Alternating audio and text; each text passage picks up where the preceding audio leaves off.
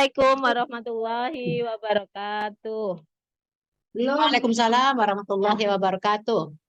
Selamat pagi anak-anak. Bagaimana kabar kalian hari ini? Semoga kalian selalu diberikan kesehatan dan diberkahi oleh Allah. Amin ya. Sebelum kita memulai belajar hari ini, terlebih dahulu kita berdoa bersama-sama terlebih dahulu ya, dipimpin oleh ketua kelasnya. Silahkan ketua kelas memimpin doa. Bareng-bareng ya. Bismillahirrahmanirrahim. Raditu billahi robba wabil islami dina wabi muhammadin nabiyya wa rasulah rabbi sidni ilman warzuqni fahman. Ya, terima kasih. Anak-anak udah pinter ini, sudah mau berdoa semua. Sekarang, sebelum kita memulai pelajaran, Ibu absen terlebih dahulu ya. Hanif masuk, Elsa masuk. Ya, udah masuk semua ya di ini ya. Alhamdulillah, karena ini tahun ajaran baru, anak-anak masih semangat untuk sekolah dan semoga kedepannya tetap semangat ya. Sebelum kita mulai pembelajaran kali ini, Ibu akan memperkenalkan terlebih dahulu. Nama Ibu Musya Rofah ya. Kalian bisa memanggil dengan panggilan Humus ya. Ibu untuk tahun ini mengajar fikih kelas 2. Jadi nanti kita akan ketemu setiap 1 minggu sekali ya anak-anak ya.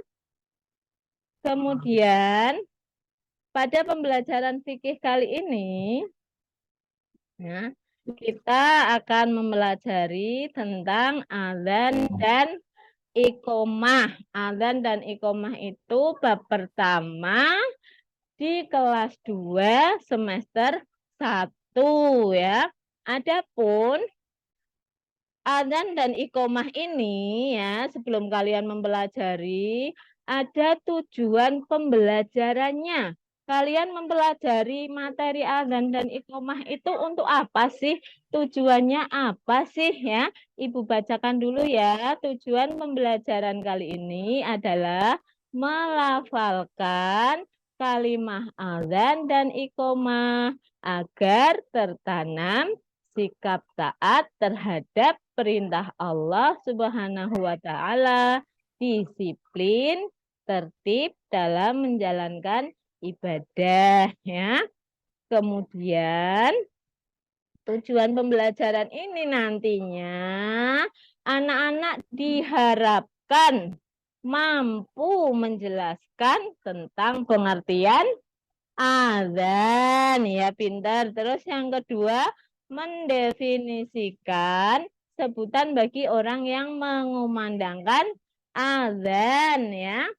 Kemudian yang ketiga, nanti kalian diharapkan bisa menyebutkan syarat-syarat muadzin. Yang keempat, menyebutkan sunnah bagi muadzin.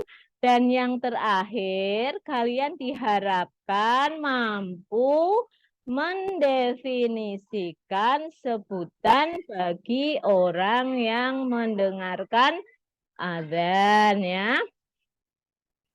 Lah pembelajaran azan dan iqomah ini nanti manfaatnya sangat banyak sekali ya. Diharapkan nanti kalian bisa melaksanakannya dalam kehidupan sehari-hari. Bisa mengumandangkan azan di musola ataupun di masjid ya. Masih semangat anak-anak? Mulai ya, langsung kita ke materi. Tetap fokus ya. Yang pertama, azan. Apa sih pengertian azan? Ada yang tahu anak-anak? Iya, betul. Azan menurut bahasa artinya seruan atau panggilan ya. Ibu ulangi lagi ya, bahwa azan menurut bahasa itu artinya seruan atau panggilan. Sedangkan azan menurut istilah adalah panggilan untuk menunaikan sholat ya. Atau azan bisa juga sebagai tanda bahwa waktu sholat telah tiba ya. Tentunya kalian kan sudah terbiasa ini ya mendengar kalimat azan ya. Kemudian sekarang Ibu mau tanya. Di sini ya, ini ada gambar. Ini kira-kira gambar anak sedang apa? Ada yang bisa jawab, tunjuk tangan. Ayo. Iya, bagus, pinter ya. Itu Mas Ain pinter. Ini namanya gambar anak sedang azan ya. Lah azan itu tadi Ibu sudah bilang, azan dilaksanakan di mana anak-anak? Ayo angkat tangan yang bisa. Iya, pinter Mbak Alia. Azan dilaksanakan di masjid atau di musola. Musola berarti anak-anak kelas 2 masih semangat ini belajarnya ya. Kemudian setelah tadi azan itu kita sudah tahu dikumandangkan di masjid-masjid atau musola ya. Sekarang siapa sih orang yang mengumandangkan azan itu? Sebutannya apa sih bagi mereka yang mengumandangkan azan itu? Hmm? Bilal, bukan Bilal ya. Azan itu ya, yang orang yang mengumandangkan azan itu bukan Bilal ya, tapi orang yang mengumandangkan azan itu disebut dengan apa anak-anak? Ayo, di sini apa? Muadzin, betul. Diingat-ingat ya bahwa orang yang mengumandangkan azan ini disebut dengan muadzin. Nah, muadzin ini ya harus memenuhi syarat-syarat. Kalau kita mau azan, kita harus memenuhi syarat-syaratnya. Apa saja?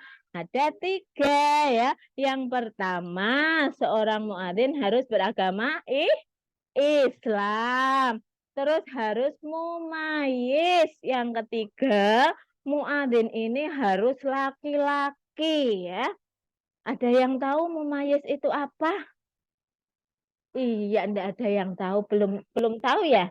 Ibu kasih tahu ya bahwa mumayyiz itu adalah orang yang sudah bisa membedakan mana yang baik dan mana yang buruk ya. Itu syarat-syarat menjadi muadzin ya. Ada 3. Diingat-ingat ya anak-anak ya. Sekarang materi selanjutnya apa sih? Muadzin disunahkan untuk apa? Maksudnya, sebelum orang itu mau mengumandangkan azan, sebelum muadzin itu mengumandangkan azan, itu disunahkan. Yang pertama, harus suci dari hadas dan najis ya. Yang kedua, berdiri menghadap kiblat. Yang ketiga apa? Mengumandangkan azan dengan suara yang nyaring, betul. Dan yang terakhir adalah membaca doa setelah azan. Di kelas 2 ini sudah tahu belum doa sesudah azan? Belum. Ada yang sudah? Iya, nanti dipelajari lagi ya. Nah, ini tentang sunnah sunnah yang harus dilakukan oleh seorang muadzin ya. Kemudian yang namanya azan itu kan ada yang mengumandangkan tadi disebut muadzin dan juga ada yang mendengarkan seperti kita, Bu Guru, kalian ya, dimanapun kita berada, di sekolah, di rumah, setiap 5 waktu kita selalu mendengar azan. Nah, sebutan untuk orang yang mendengarkan azan itu disebut apa? Iya, betul. Orang yang mendengarkan azan itu disebut dengan mustami, ya. Paham belum? Iya, alhamdulillah ya sudah paham ya.